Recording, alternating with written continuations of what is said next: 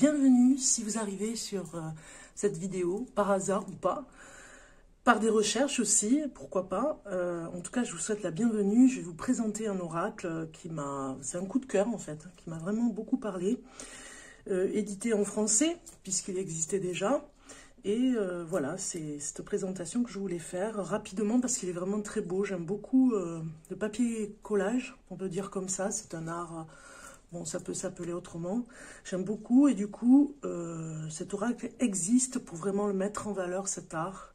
Vous allez voir, c'est un petit peu vintage aussi, vous verrez. Donc voilà, découverte pour vous. Alors si vous arrivez, que vous êtes nouveau sur la chaîne Bellune, eh bien je vous souhaite la bienvenue. Je vous invite vraiment à commenter, à vous abonner et à liker. C'est vraiment, voilà, un partage, on va dire, si vraiment vous avez aimé. En tout cas, je vous souhaite la bienvenue et puis je vous remercie d'être passé par là. Voilà, donc n'oubliez pas de vous abonner si ce n'est pas fait. En tout cas, ça me fera vraiment plaisir. Merci à ceux qui me suivent depuis un petit moment ou pas, depuis peu. Je vous remercie de votre fidélité et des commentaires que vous m'envoyez, vraiment, ça me fait toujours plaisir. Et puis voilà, la chaîne continue pour vous et grâce à vous. Allez, on y va, c'est parti. Découverte de ce petit oracle. Alors, on regarde au niveau de la dimension, ça peut être, c'est un petit boîtier, on va dire. Hein. Si je le compare par exemple à un jeu traditionnel, par exemple avec celui-ci que je vous ai présenté sur ce mois-ci, vous voyez, c'est un tout petit peu plus petit.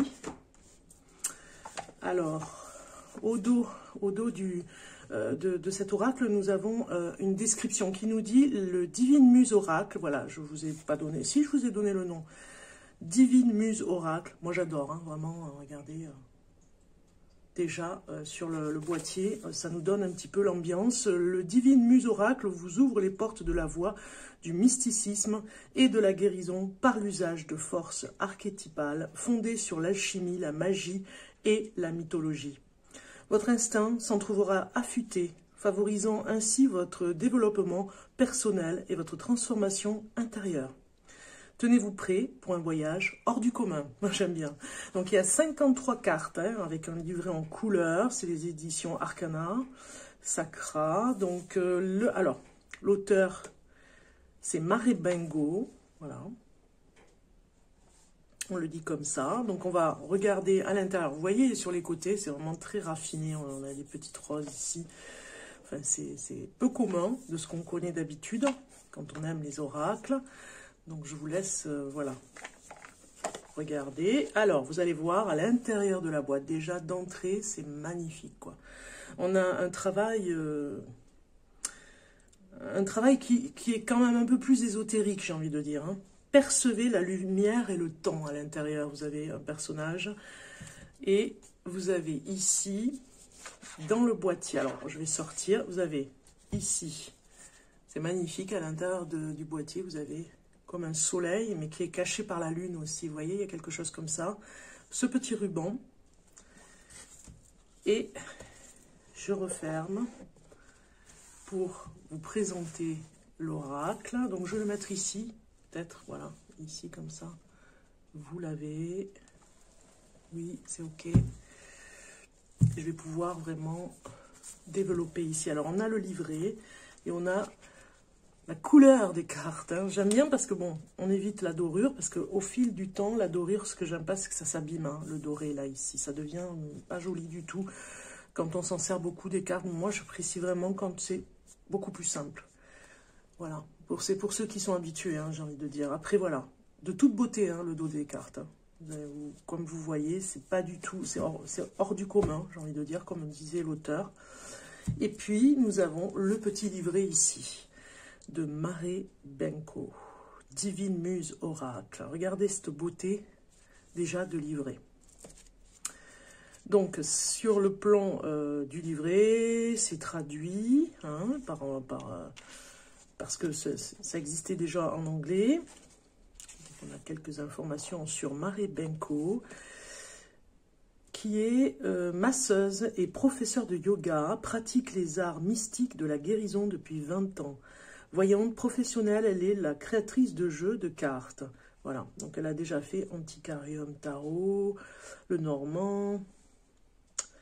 Elle a de nombreuses cordes à son arc. Elle s'est formée dans les sciences occultes, la thérapie par le massage, le yoga, le feng shui, ainsi que dans le tarot, le massage thaïlandais, le yoga des chakras, la numérologie, l'astrologie, les rituels de purification de l'espace.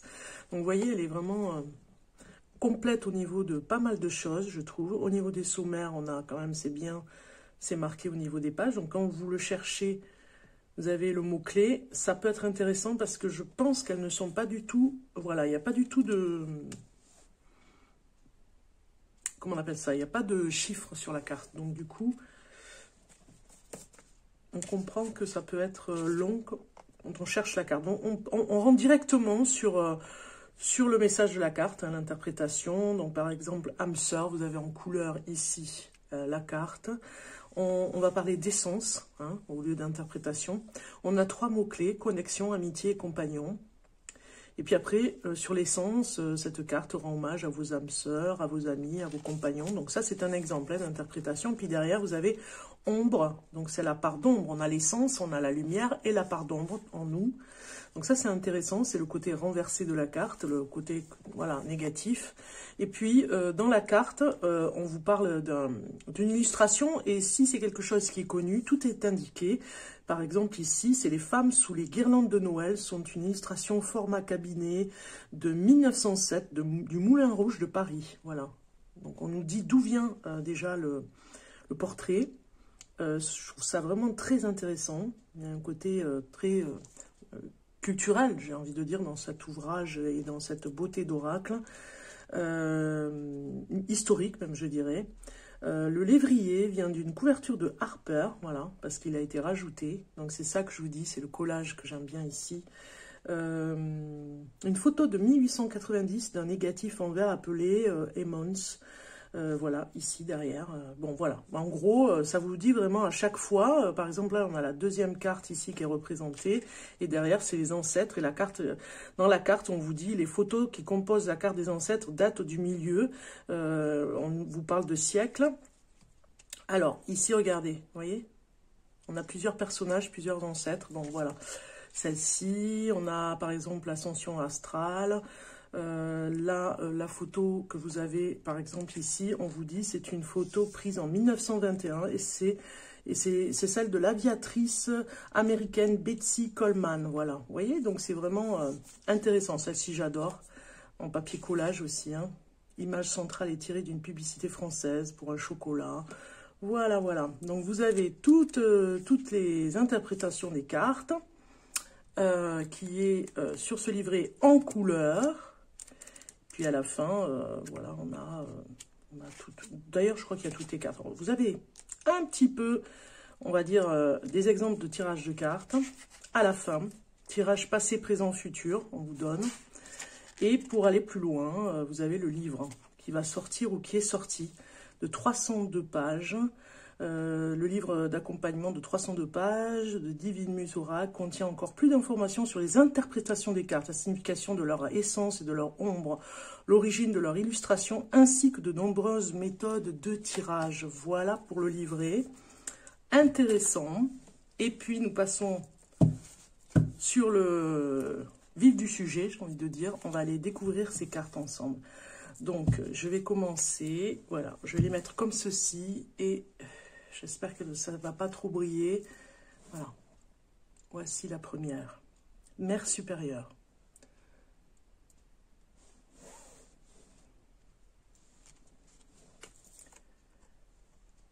Entier et infini. Ultima Materia. Union céleste. Prince cosmique. J'adore, vraiment, c'est un univers. Structure de l'âme. Je vous laisse découvrir. Muse de la tragédie. Alors du coup, celui-ci est sorti il n'y a pas longtemps, donc c'est une vraie nouveauté. Muse de la poésie. Alors vous avez des muses, vous allez voir, c'est magnifique. Je trouve que l'hommage aux femmes aussi est très mis en avant par rapport aux muses. C'est mis en avant les déesses muses de la musique. Regardez comme elle est belle celle-ci. Muse des hymnes. Côté vintage. Muse de l'histoire. Nous avons un homme. Bon, il y a des représentations d'hommes aussi. C'est ça qui est bien. Muse de l'éloquence. Muse de la danse. Eh oui. On est avec Joséphine. Muse de la comédie. Muse de l'art avec Frida. Magnifique carte. C'est une de mes préférées. Muse de l'astrologie, j'adore. Volonté sincère. Vous avez vraiment des petits détails dans les cartes. Totem de la terre. Alors vous avez totem sur chaque élément. En astrologie, éléments air, terre, eau et feu. Là, nous sommes avec le totem de la terre, de tout ce qui est des signes du taureau, capricorne et vierge. Totem du feu, avec tous les signes sagittaire, lion et bélier.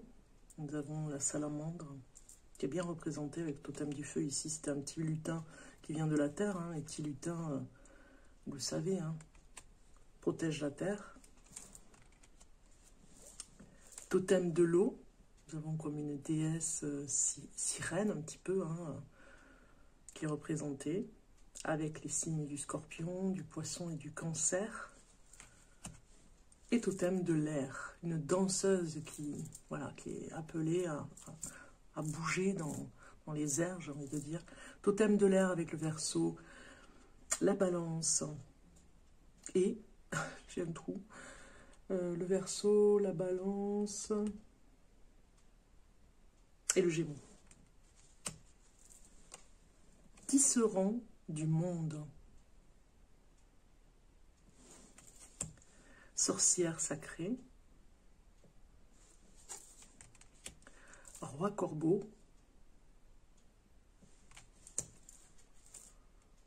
Homme sauvage.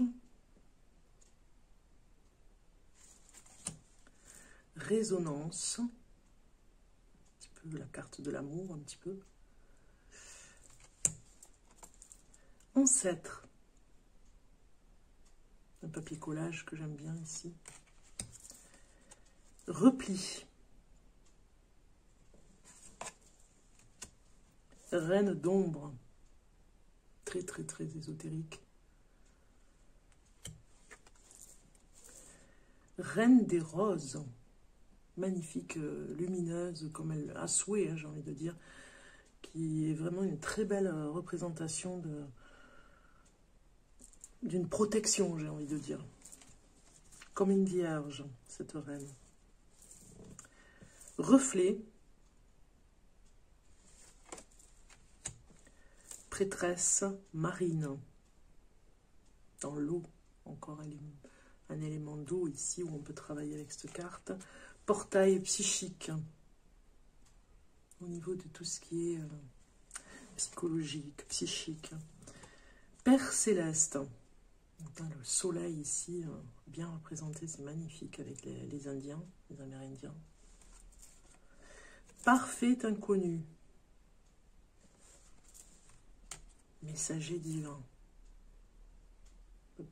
C'est vraiment un message du divin. Masculin lunaire. Vous voyez, ça part de...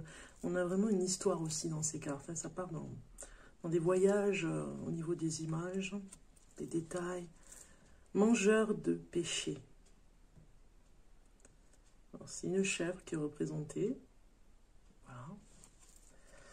Inconnu. Donc vous avez quelque chose ici, il n'y a rien. Il n'y a pas de représentation, mais vous pouvez vous-même faire une représentation, j'ai envie de dire. Guérisseur blessé. Trop belle. Vraiment trop belle celle-ci. Gardien du temps. Femme sauvage. On avait l'homme sauvage et vous avez la femme sauvage. Femme solaire. Féminin solaire, pardon. On a comme des déesses hein, dans ces cartes aussi. Extase mystique. Comme sur le boîtier.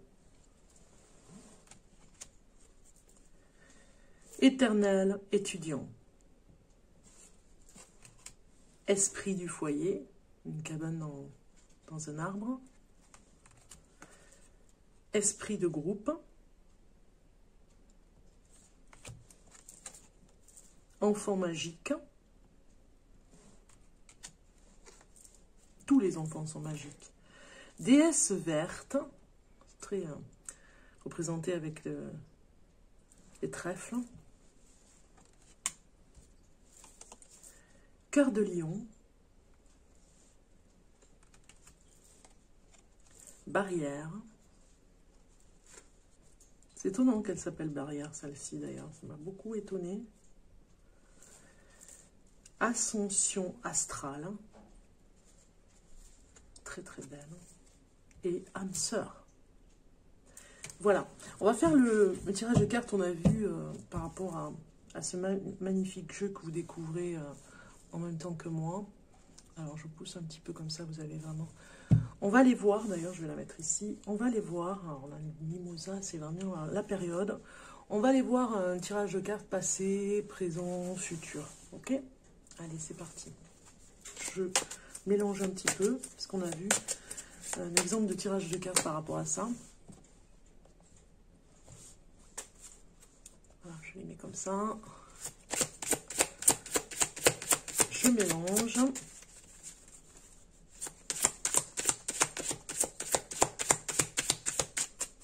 Allez. Une première, une deuxième et une troisième carte. Nous allons aller voir ça ensemble. Ce que ça nous dit au niveau du présent, du passé et du futur. On y est? C'est bon? Allez, c'est parti. Alors,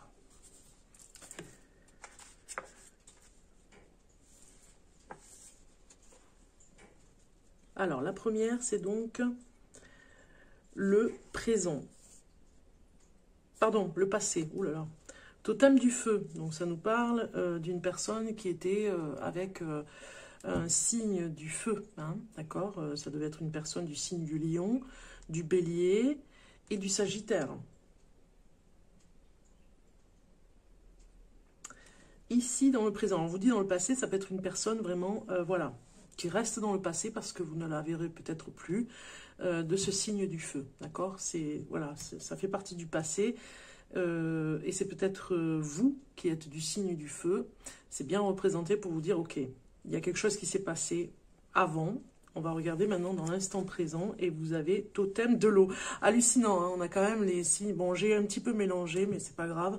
Signe d'eau ici dans l'instant présent, vous êtes avec une personne du signe d'eau, hein, j'ai envie de dire. Donc du coup, ça peut vous parler dans ce sens. Cette personne va vous apporter énormément.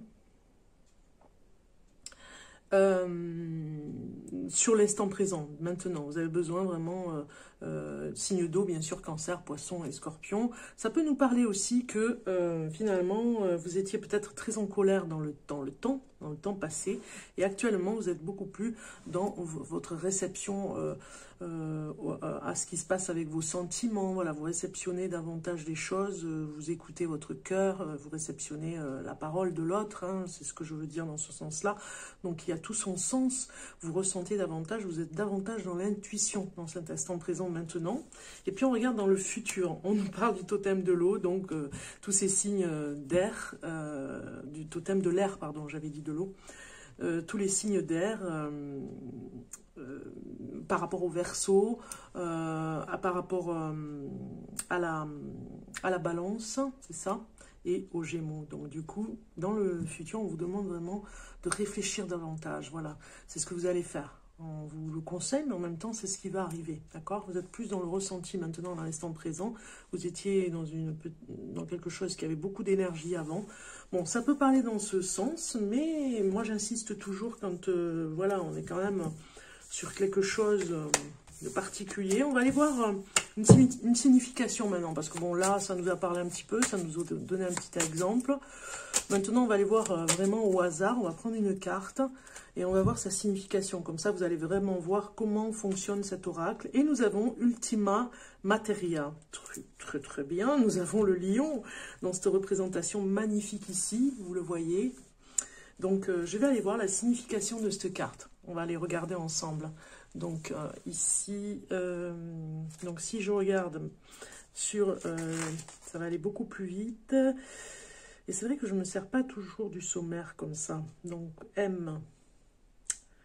Où est-ce que je l'ai? Donc, je le cherche. Voilà, 162, très bien. Si ça vous parle au niveau du chiffre aussi. Je dis toujours qu'il n'y a pas de hasard. Donc, 162. Alors, cette carte ici vous parle d'arrivée, de réalisation, succès et célébration. Alors, l'essence de cette carte, elle vous dit, cette carte vous informe que vous êtes sur la bonne voie et mettez en pratique votre objectif de vie. Vous développez une sagesse plus profonde, une meilleure maîtrise de vous-même. L'Ultima Materia annonce l'ultime étape alchimique de l'œuvre au rouge ou rubedo, qui indique une réussite alchimique intérieure. Le chakra de la couronne permet d'accéder à cette conscience universelle. C'est le chakra de l'unité et de l'illumination. Une fois cette porte ouverte, votre esprit unique se déploie et se connecte à l'esprit universel. Vous accédez à une forme élevée de paix et de liberté. La carte Ultima Materia peut également aborder le sujet de l'amour inconditionnel, d'un endroit où le jugement n'existerait pas, et où la compassion et la gentillesse régneraient en maître. C'est un petit peu ce que nous avons besoin en ce moment. Côté ombre, on va quand même regarder côté ombre aussi. Si vous aviez cette carte à l'envers, par exemple, vous pouvez vraiment utiliser ce jeu dans ce sens-là. Eh bien, vous avez ici, si l'Ultima Materia apparaît renversée, des pensées négatives ou destructrices vous empêchent d'atteindre vos objectifs. Auriez-vous tendance à toujours voir le verre à moitié vide? L'ombre de cette carte peut également vous montrer que vous vous sentez détaché, en décalage avec les autres. Des pensées contradictoires vous convainquent que vous êtes seul, que l'autre a tort et provoque le chaos dans votre vie. Elle peut aussi être le signe d'ennui, de confusion et de déconnexion à la réalité. Si l'une de ces notions vous parle, il est temps de recentrer vos pensées par une pratique spirituelle personnelle telle que la méditation pour vous reconnecter à vous-même et à vos intentions. Ici, dans la carte, vous avez le lion de Barbarie, se nomme Sultan, ici, ce lion magnifique. Je vous le fais voir de plus près. Ce lion de Barbarie se nomme Sultan. Il a été photographié vers 1897 et incarne notre Ultima Materia. Voilà. Donc, on a quelque chose avec cet oracle qui vraiment parle, en tout cas pour le moment, hein, par rapport à ce qui se passe, moi j'ai envie de dire, donc ça parle bien. Bon, voilà, je vais l'utiliser, vous le retrouverez sûrement sur des tirages de cartes que je fais tous les mois. Donc je vous dis à très bientôt, et puis portez-vous bien, prenez bien soin de vous. Et en prenant soin de vous, vous prenez soin des autres. À très bientôt.